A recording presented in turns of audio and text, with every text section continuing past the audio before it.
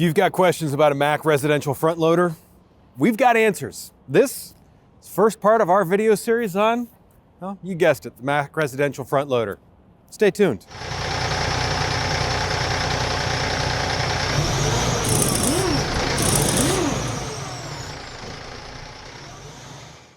Hey everyone, thanks for tuning in. I'm Josh with Premier Truck Sales and Rental.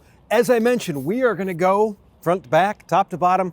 We're going to cover the entire Mack residential front loader truck in this. Now, that being said, we're going to break this down into components. We've got an entire video series. This is the first one for you. So, what better things to talk about than some of the differences that we make right when we order the truck?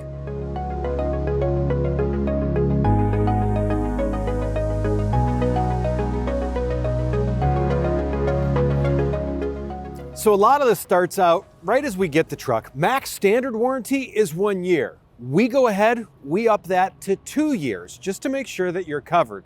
On top of that, we go ahead and put a 5-year engine and after treatment warranty on it. So that way for 5 years, you should be problem free.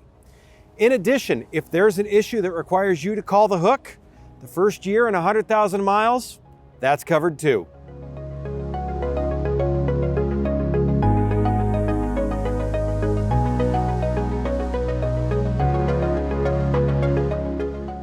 When you've been around as long as Mack has, you develop a really solid ground support network.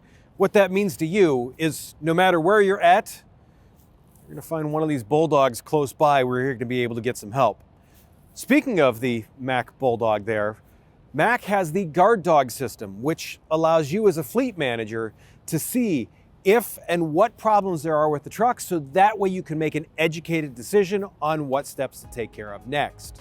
When it comes to the build of the truck, well, there's just a few added touches at the front like this tow hook and the double frame, but we'll get more into that later.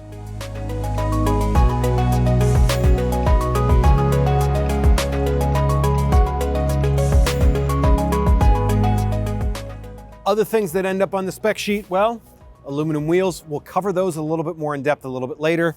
And on top of that, we've got stuff like a battery disconnect switch here.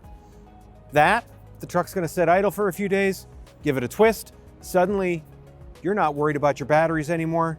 You're going to get the longest life that you can out of them.